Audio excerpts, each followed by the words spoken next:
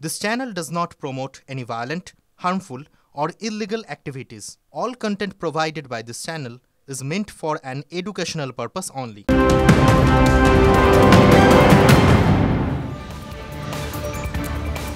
আর এই মুহূর্তে সবচেয়ে বড় খবর, বনগাঁয় আয়কর হানা। স্থানীয় ব্যবসায়ীর দোকানে রাত থেকে আয়কর দপ্তরের অফিসাররা তল্লাশি চালাচ্ছেন।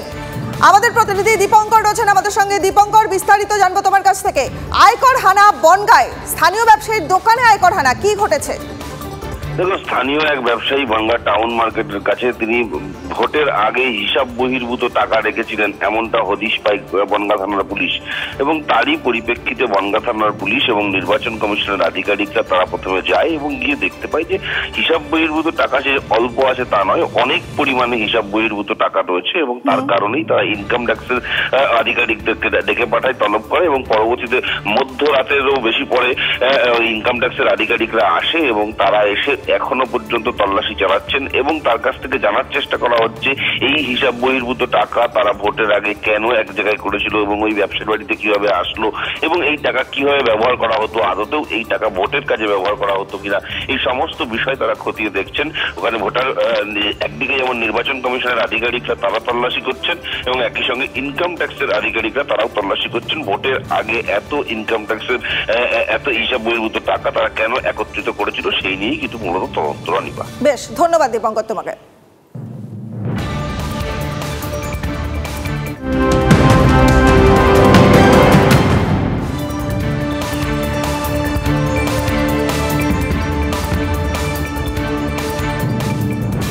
নজর রাখবো আরো একটা গুরুত্বপূর্ণ খবরে। তৃতীয় দফায় 4 আসনের ভোটে রাজ্যে 334 কোম্পানি কেন্দ্রীয় বাহিনী। রাজ্যে সর্বাধিক 689 কোম্পানি কেন্দ্রীয় বাহিনী দেবে কমিশন। তৃতীয় দফায় সবচেয়ে বেশি বাহিনী মুর্শিদাবাদ জেলাতে।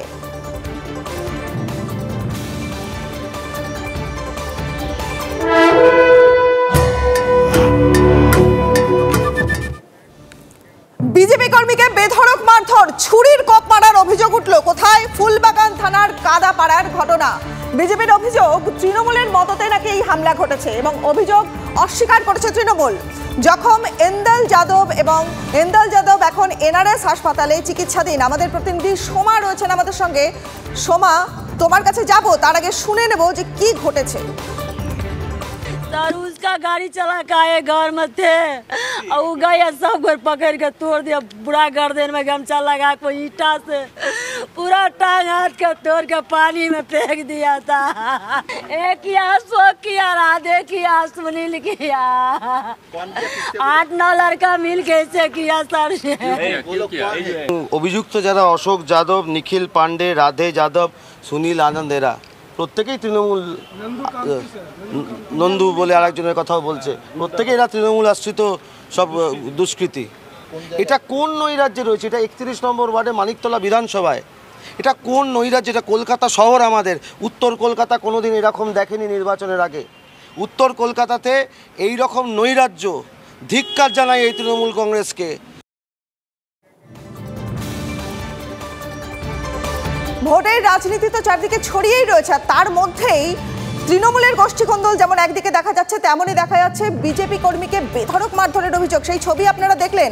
আমাদের প্রতিনিধি সোমা রয়েছে আমাদের কাছ থেকে। সোমা, এই এন্দাল যাদবের শারীরিক অবস্থা এখন কেমন? হ্যাঁ, দেখো, এন্দাল যাদব সে কিন্তু এনআরএস হাসপাতালে ভর্তি রয়েছে। তার শারীরিক অবস্থা এখন স্থিতিশীল রয়েছে। তার পরিবারের তরফ থেকেও কিন্তু যেটা অভিযোগ করা হয়েছে যে এন্দাল যাদবকে এতটাই মারধর করা হয়েছে যে তার পা ভেঙে দেওয়া হয়েছে এবং তাকে কিন্তু ছুরি দিয়ে আঘাত করা হয়েছে। তাকে মারধর করে তাকে জলেও ফেলে দেওয়া হয়েছে। তাকে স্থানীয় হাসপাতালে ভর্তি করা হয়েছে, অর্থাৎ এনআরএস হাসপাতালে কালকে রাত থেকে এন্দাল যাদব ভর্তি রয়েছে। তার যে চিকিৎসা, সেই চিকিৎসা চলছে। তার পা ভেঙে দেওয়া হয়েছে, তার জন্য যে যাবতীয় চিকিৎসকেরা রয়েছে, যে চিকিৎসা রয়েছে সেই চিকিৎসা কিন্তু চলছে।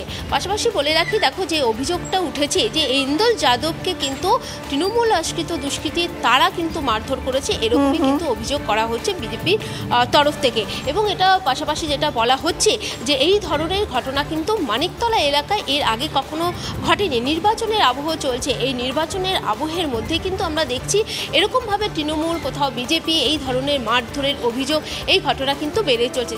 কেউ যে কোনো রাজনৈতিক দল করতেই পারে, কিন্তু সেই কারণে তাকে মারধর করা হবে, এতটাই মারধর করা হবে যে তাকে হাসপাতালে ভর্তি করা হয়েছে। শুনলে যে তার মা বক্তব্য রেখেছেন এবং মা কিন্তু কাঁদতে কাঁদতে বক্তব্য রেখেছেন যে তার চোখের সামনেই কিন্তু তাকে মারধর করা হয়েছে। তো এন্দল যাদবকে মারধর করে এতটাই মারধর করা হয়েছে যে তার পা ভেঙে দেওয়া হয়েছে, তাকে ছুরি দিয়ে আঘাত করা হয়েছে, তারপরে কিন্তু তাকে জলে ফেলে দেওয়া হয়েছে।